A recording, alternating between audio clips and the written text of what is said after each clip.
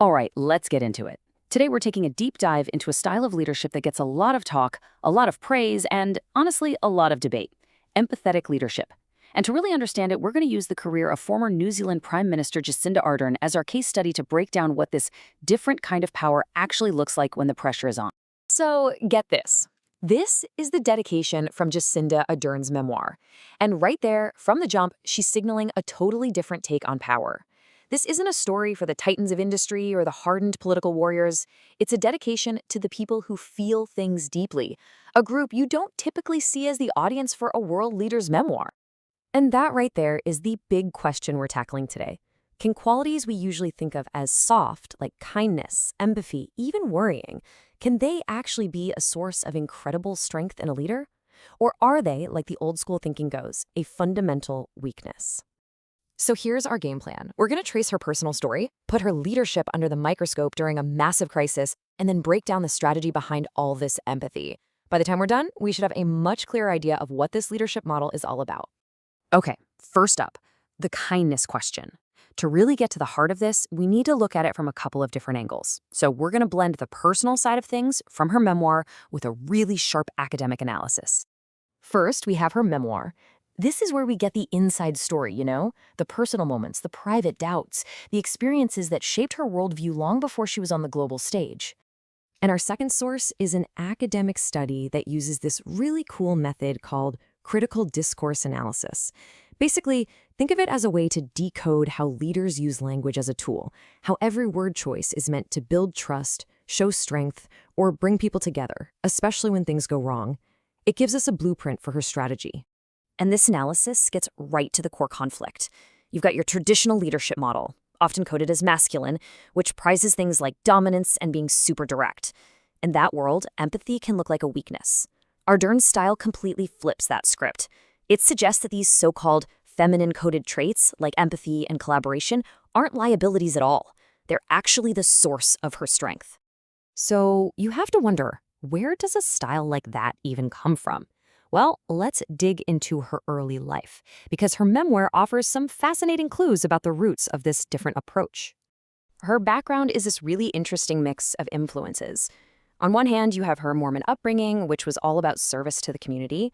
On the other, she's learning about New Zealand's really complicated and often painful colonial history. But maybe the biggest struggle was the one happening inside, this nagging feeling of self-doubt, a genuine belief that her own sensitivity was a tragic flaw for anyone wanting a life in politics. I mean, this quote from her own father just says it all, doesn't it? Someone suggested she should run for office one day, and this was his first protective reaction. It just goes to show you that from the very beginning, the people who knew her best, and even she herself, saw her empathy as a hurdle to overcome, not a superpower to lean into. Which brings us to the moment where theory met reality in the most brutal way possible, the Christchurch mosque shootings in 2019. This is where this whole idea of empathetic leadership was put to the ultimate test, under unimaginable pressure. Now, the academic paper we're looking at gives us this incredible detailed breakdown. It zeroes in on 6 key speeches she delivered in the 2 weeks right after the attack.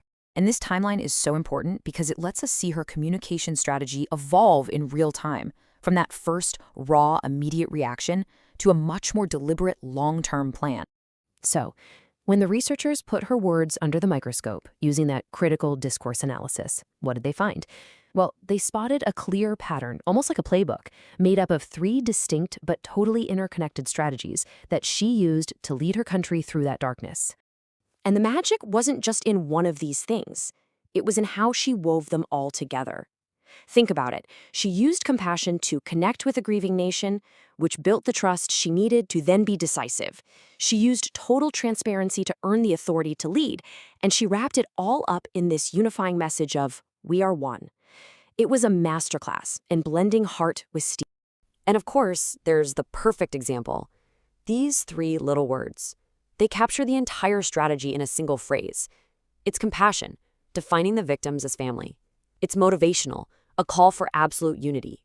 And it laid the moral foundation for the incredibly decisive political action that was about to come.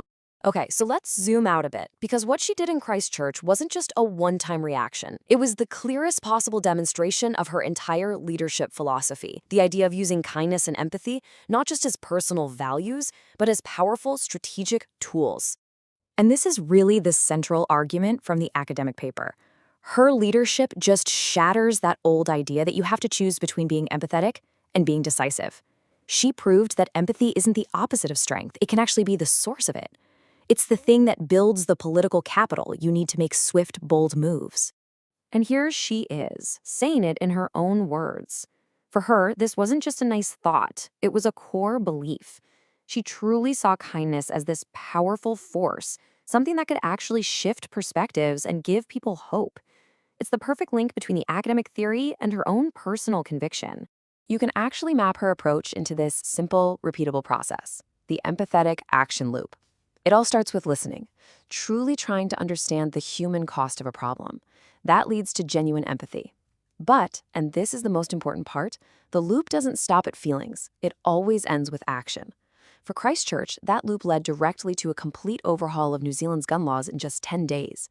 Empathy wasn't the end goal, it was the engine for decisive change.